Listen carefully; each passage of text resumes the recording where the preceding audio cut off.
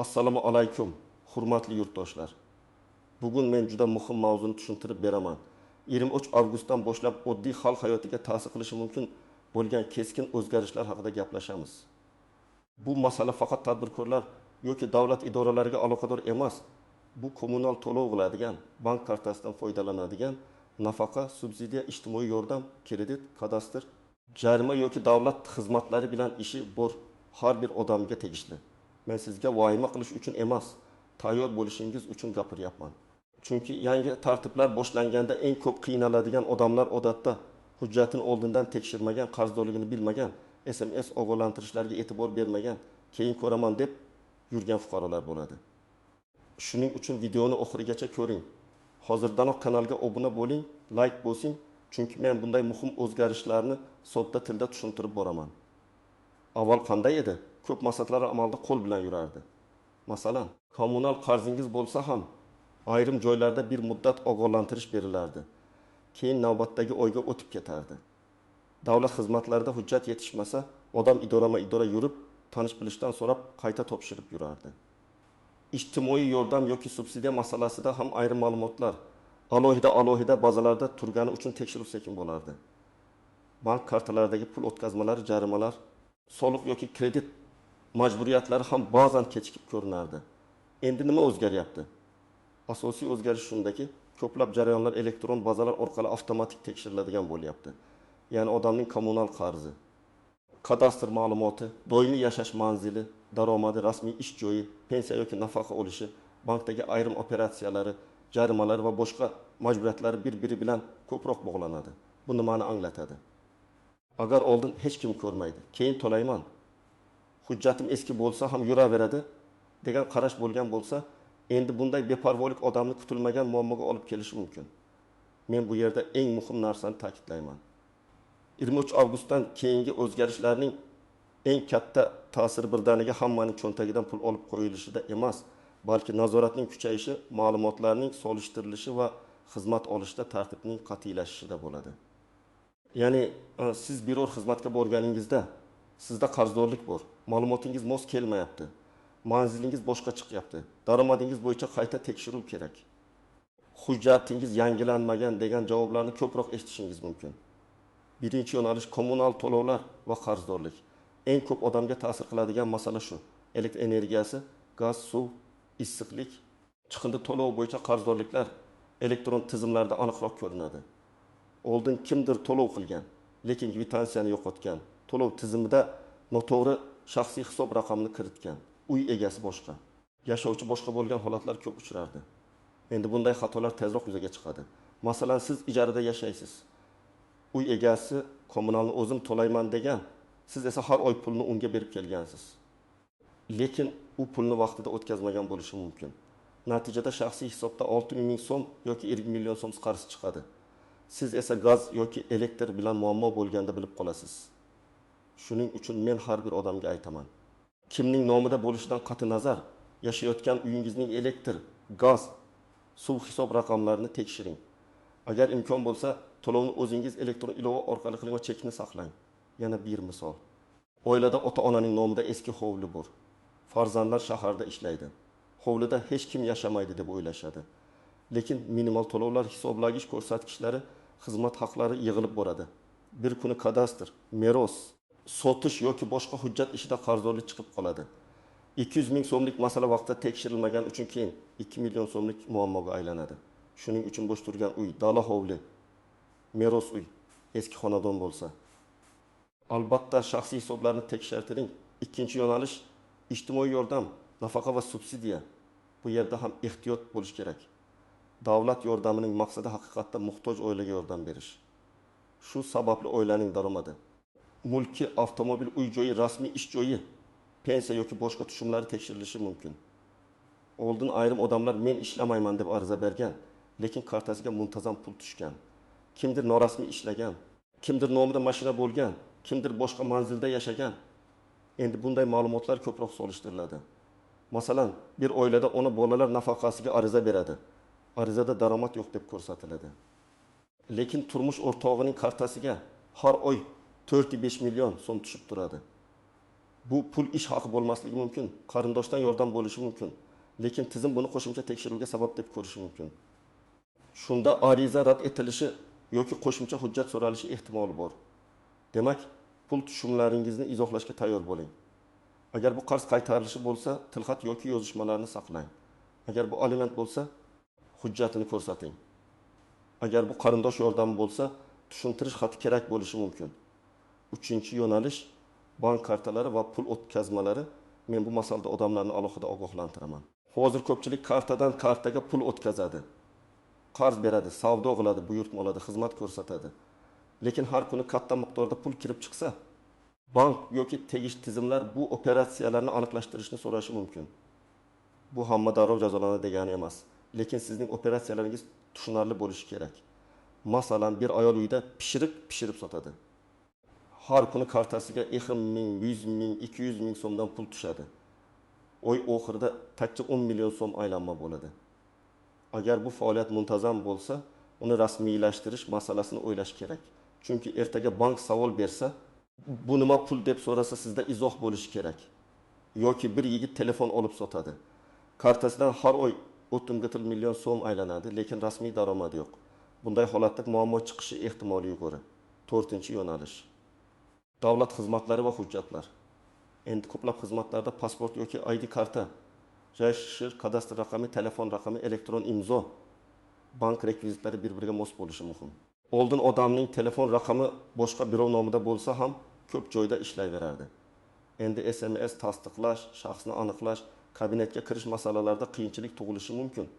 Masalan, siz subsidiya yoki kompensatsiya uchun ariza bermoqchisiz, lekin telefon raqamingiz akangizning nomida, SMS kod akangizga boradi. Siz arizani yakunlay olmaysiz yoki bank kartangizdagi ism, familiya eski pasportdagi ma'lumot bilan. ID kartadagi ma'lumot boshqa yozilgan. Bitta harfdagi xato ham to'lov qaytishiga sabab bo'lishi mumkin. Shuning uchun men har doim aytaman, hujjatlardagi ism, familiya, tug'ilgan sana, JSHR, manzil va telefon raqamini oldindan tekshiring. Birinchi navbatda qarzdorligi bor odamlar ehtiyot bo'lishi kerak. Kommunal to'lov, kredit, aliment, jarima, soliq yoki boshqa majburiyat bo'yicha qarzi bor fuqarolar hali vaqt bor deb yurmasin. Chunki qarzdorlik elektron tizimda ko'ringanidan keyin ayrim xizmatlar cheklanishi, hisob raqamlarga ta'sir qilishi yoki qo'shimcha jarayonlar boshlanishi mumkin. Ikkinchi navbatda ijtimoiy yordam olayotgan yoki olishni rejalashtirayotgan oilalar ehtiyot bo'lsin. Agar sizning oilangizda daromad bor, lekin hujjatda ko'rsatilmagan bo'lsa, muammo chiqadi. Agar kimdir vaqtincha ishlayotgan bo'lsa ham, buni yashirish to'g'ri emas, chunki tizim baribir tekshirishi mumkin. Eng yaxshi yo'l haqiqiy holatni yozish va kerakli izohni berish. 3-navbatda norasmiy savdo yoki xizmat bilan shug'ullanayotganlar tayyor bo'lishi kerak. Men bilaman, ko'pchilik tirikchilik uchun ishlaydi. Uyda tikuvchilik qiladi, non yopadi, taksi qiladi, ustachilik qiladi, onlayn savdo qiladi. Bunda yomon narsa yo'q. Lekin pul aylanmasi kattalashsa, rasmiylashtirishni o'ylash shart. Aks holda keyin bitta tekshiruv butun ishni to'xtatib qo'yishi mumkin. 4-navbatda uy-joy hujjati tartibda bo'lmaganlar ehtiyot bo'lsin. Kadastr yo'q uy, meros bo'linmagan uy, eski hujjatdagi manzil, boshqa odam nomidagi hisob raqamlar keyinchalik katta muammoga sabab bo'ladi. Ayniqsa uy sotish, garovga qo'yish, kredit olish, subsidiya olish, ro'yxatdan o'tish, farzandni bog'cha yoki maktabga joylashtirishda bu masalalar chiqib keladi. Kimlar ko'p xavotir olmasa bo'ladi. Hujjatlari tartibda bo'lgan, to'lovlarni vaqtida qiladigan, kartasidagi tushumlar tushunarli bo'lgan, ijtimoiy yordam uchun haqqoniy ma'lumot bergan odamlar vahima qilmasin. O'zgarishlar bunday odamlar uchun aksincha qulaylik olib keladi. Chunki navbat qamoqmayadi, ayrim xizmatlar tezlashadi, ma'lumotlar avtomatik olinadi. Lekin baribir tekshirib qo'yish zarar qilmaydi. Birinchi nozik jihat, tizimdagi xato ham sizga muammo bo'lishi mumkin. Masalan, siz qarzingizni to'lagansiz, lekin tizimda qarz turibdi. Yoki sizning nomingizga boshqa odamning jarimasi yozilib qolgan. Yoki kadastrda uy maydoni noto'g'ri ko'rsatilgan. Bunday holatda meniki to'g'ri deb kutib yurmaslik kerak. Darhol ariza bilan murojaat qiling, chek shartnoma, hujjat nusxalarini ko'rsating. Ikkinchi nozik jihat, to'lov cheki juda muhim. Ko'pchilik elektron to'lov qilgandan keyin chekni saqlamaydi. Keyin tizimda xato bo'lsa isbotlash qiyinlashadi. Men maslahat beraman. Kamida oxirgi 6 oylik kommunal to'lov, kredit to'lovi, jarima to'lovi, soliq to'lovi, cheklarni telefoningizda alohida papkada saqlang. Agar imkon bo'lsa, Telegramdagi saqlangan xabarlarga yoki elektron pochtangizga yuborib qo'ying. 3-nozik jihat. Boshqa odamning kartasidan foydalanish xavfli. Masalan, xotinning kartasidan, farzand otasining kartasidan, do'stining kartasidan foydalanadi.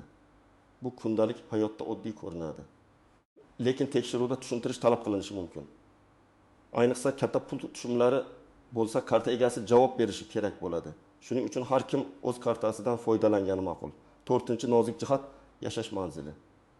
Ko'p odamlar bir joyda ro'yxatda boshqa joyda yashaydi. Bu muammo bo'lmasligi mumkin, lekin ayrim xizmatlarda aynan ro'yxatdagi manzil muhim bo'ladi.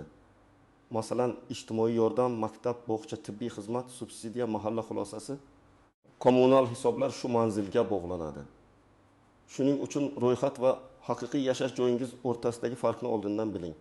5-nozik jihat men bilmagandim degan gap ko'p hollarda yordam bermaydi. Yangi tartiblar kuchga kirgandan keyin tizim sizdan hujjat so'raydi. Qarzni ko'rsatadi, arizani rad etadi yoki qo'shimcha tekshiruvga yuboradi. Shuning uchun men hozir aytyapman, bilmaslikdan ko'ra oldindan tekshirish ancha arzon va oson. Birinchi qadam, hujjatlaringizni tekshiring. ID karta yoki pasportingiz amal qilish muddatini ko'ring. JSHR raqamingiz to'g'ri yozilganmi? Ism familiyangiz bank, kadastr. Kommunal shartnoma davlat xizmatlarida bir xilmi? Shuni solishtiring. Agar familiya almashgan bo'lsa, nikoh yoki ajrimdan keyin hujjatlar yangilanmagan bo'lsa, buni cho'zmasdan tartibga keltiring. Ikkinchi qadam. Kommunal hisoblarni tekshiring. Elektr, gaz, suv, issiqlik, chiqindi bo'yicha shaxsiy hisob raqamlarini yozib oling. Oxirgi to'lovlarni ko'ring. Qarzdorlik bo'lsa, birdaniga to'lay olmasangiz ham xizmat ko'rsatuvchi tashkilotga borib holatni aniqlang. Ba'zan hisoblagich ko'rsatkichi noto'g'ri kiritilgan bo'ladi. Ba'zan eski qarz yopilmagan bo'ladi. Buni vaqtida aniqlasangiz muammo kattalashmaydi. 3-qadam, bank kartalaringizni tartibga keltiring. Ishlatmaydigan kartalaringizni tekshiring. Begona odamga kartangizni bermang. Katta pul tushumlari bo'lsa, ularning sababini yozib boring. Agar savdo yoki xizmat ko'rsatish bilan muntazam shug'ullansangiz, o'zini o'zi band qilish, yoki tartibdagi tadbirkorlik yoki boshqa rasmiy shakllarni o'rganing. Bu sizni keyingi savollardan himoya qiladi. 4-qadam, ijtimoiy yordam oladiganlar hujjat yig'sin. Oila tarkibi, daromad ma'lumotlari, aliment hujjatlari, nogironlik bo'yicha ma'lumotnoma, ishsizlik holati, ijara shartnomasi, bank rekvizitlari, bolalarning tug'ilganlik guvohnomasi, nikoh yoki ajrim hujjatlari kerak bo'lishi mumkin. Eng muhimi, arizada yolg'on ma'lumot yozmang. Bugun kichik foyda uchun yolg'on yozilsa, ertaga yordam qaytarilishi yoki rad javobi berilishi mumkin. 5-qadam, kadastr va uy-joy hujjatlarini ko'ring. Uyingiz kimning nomida? Kadastr raqami bormi? Maydon to'g'ri ko'rsatilganmi? Meros masalasi hal qilinganmi? Agar uy bir odam nomida, lekin unda boshqa oila yashayotgan bo'lsa, kommunal hisoblar kimga bog'langanini aniqlang. Uy sotish yoki kredit olish niyatingiz bo'lmasa ham hujjat tartibli bo'lgani yaxshi. 6-qadam. Ariza yozishni o'rganing. Agar sizda tizim xatosi bo'lsa, og'zaki gap bilan cheklanib qolmang. Mas'ul tashkilotga yozma ariza bering. Arizada quyidagilar bo'lsin: familiya, ism, otasining ismi, shir, manzil, telefon raqami, muammo mazmuni, qaysi sana va qaysi to'lov yoki hujjat bo'yicha xato chiqqani, ilova qilinayotgan hujjatlar ro'yxati. Masalan, men falon sanada elektr energiyasi uchun 3-5 ming so'm to'lov qildim. Lekin tizimda qarzdorlik saqlanib turibdi. To'lov cheki ilova qilinadi.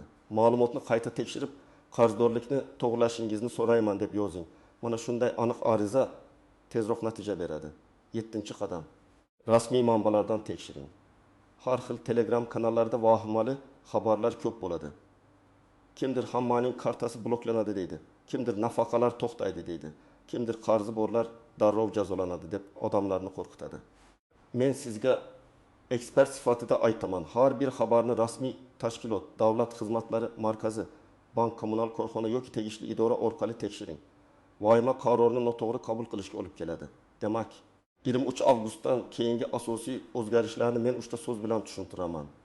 Nazorat kuchayadi, ma'lumotlar solishtiriladi, tartib talab qilinadi. Hujjat toza, to'loviy joyda, daromadi tushunarli. Arizasi haqqoniy odam uchun bu qo'rqinchli emas. Lekin qarzdorlikni yashirib yurgan, hujjatini yangilamagan, boshqa odam kartasidan foydalangan, kommunal hisobni tekshirmagan, ijtimoiy yordamda noto'g'ri ma'lumot bergan odamlar albatta tayyorlanishi kerak. Bugunoq telefoningizni olib, kommunal qarzlarni tekshiring, hujjatlaringizni ko'ring, bank kartalaringizni tartibga keltiring. Kerakli chek va ma'lumotnomalarni saqlab qo'ying. Bu ishlar ko'p vaqt olmaydi, lekin ertaga katta muammoning oldini oladi. Sizningcha bu o'zgarishlar xalq uchun qulaylik olib keladimi yoki qo'shimcha qiyinchilik tug'diradimi? Fikringizni izohlarda yozib qoldiring. Video foydali bo'lgan bo'lsa, like bosing, yaqinlaringizga yuboring va kanalga obuna bo'ling. Men esa sizlar uchun eng muhim yangiliklarni oddiy, tushunarli va amaliy tarzda tushuntirishda davom etaman.